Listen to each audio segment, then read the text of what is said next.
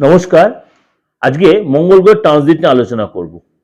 মঙ্গল গ্রহ already transit করেছে আপনার 7th ডিসেম্বর, অর্থাৎ তার নিজ রাশি বৃশ্চিক রাশি ছেড়ে দেবগুরু বৃহস্পতির রাশি ধনু রাশিতে গোচর করেছে। সুতরাং এই যে ধনু রাশিতে মানে মঙ্গলের ট্রানজিট হয়েছে, এর জন্য কি কোন কোন রাশির উপর কি এফেক্ট হবে?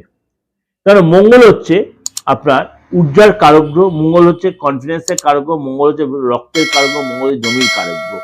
কিন্তু মঙ্গলেই ট্রানজিট হচ্ছে সব রাশির ক্ষেত্রে কি পজিটিভ এফেক্ট দেবে বা সবার ক্ষেত্রেই খারাপ দেবে? কোন কোন রাশির জন্য কি এফেক্ট দেবে চলুন তাহলে সময় নষ্ট না করে একটু আলোচনা করে নিই। কেন 12 রাশির ক্ষেত্রে কিন্তু আমি যখনই বলি কোনো গ্রহ তার সিচুয়েশন চেঞ্জ করে, সে রাশি হোক বা নক্ষত্র হোক, তখনই কিন্তু তার এফেক্টটা কিন্তু সমস্ত গ্রহ রাশির বা সমাজ সংসারের উপরে কিন্তু তার এফেক্টটা কিন্তু পড়ে। সুতরাং মঙ্গল এই যে ধনু রাশিতে প্রবেশ করেছে, আগামী 45 দিন আপনার কেমন যাবে চলুন তো জেনে নিই। প্রথমেই বলি মেষ রাশি। মেষ রাশি রাশির অধিপতি হচ্ছে মঙ্গল এবং আপনার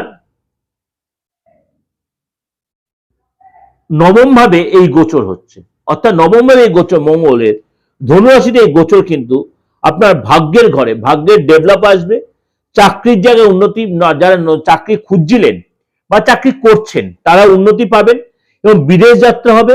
এসব কিন্তু আপনার ইন্টারভিউ, যদি কোনো ইন্টারভিউ থেকে থাকে সেখানে সফলতা পাবেন এবং এসব কিন্তু আপনার মানে সম্পত্তিগত ব্যাপারে সেখানে যে লিটিগেশন সেখানে সাপোর্ট পাবেন, পিতার কাছ থেকে হেল্প পাবেন। এসবে কিন্তু আপনার পিতা আপনাকে কোনো হেল্প করতে বা সম্পত্তিগত পৈতৃক সম্বন্ধে প্রবলেম সেগুলো আপনি অনেকটা মিটিয়ে দিতে পারবেন। আধ্যাত্মিক জায়গাটায় কিন্তু আপনার অনেকটা উন্নতি আসবে। শরীর স্বাস্থ্য আগে চেয়ে বেটার, কিন্তু মাঝে কিন্তু আপনার ঠান্ডা লাগার প্রবলেম, কিন্তু মাথাটা একটু গরম হতে পারে, টেনশন হতে পারে। এবং আপনি যে দূর কোনো ট্রাভেল অর্থাৎ লং ট্যুর কোনো ট্রাভেল করতে চান সেখানে কিন্তু আপনি সাবধানতা অবলম্বন করুন, লং ট্যুর ট্রাভেলটা অ্যাভয়েড করবেন। ছোটখাটো কোনো দুর্ঘটনার যোগ রয়েছে। ব্যবসায় কিন্তু আপনার নতুন সুযোগ আসবে। লেনদেনের প্রতি আপনার লেনদেন আপনার হবে, অর্থাৎ ব্যবসায়িক লেনদেনে আপনার গতি বাড়বে। এছাড়া কিন্তু আইনি ব্যাপারে কিন্তু আপনাকে মানে অনেকটাই ডেভেলপ হয়ে যাবে। আইনি যে ঝামেলা চলছে দীর্ঘদিন চলছে সেখান থেকে আপনি অনেকটা রিলিফ পাবেন, আপনার ফেভারে আসবে।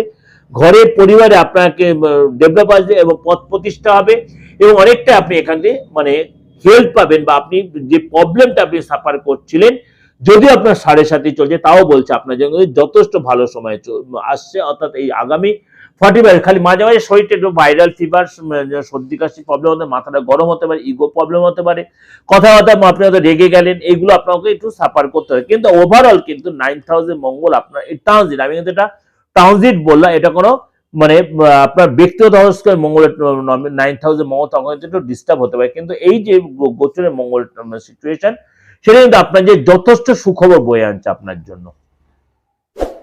এটা আপনাকে যে ওভারঅল একটা প্রেজেন্টেশন দিলাম, একদম ওভারঅল, অবশ্যই তা সত্ত্বেও বলছে আপনাদের মিলবে। কারণ মঙ্গল আপনার রাশির অধিপতি, আপনার মানে 9th হাউসে ট্রানজিট করেছে, আপনার জন্য যথেষ্ট ভালো সময়।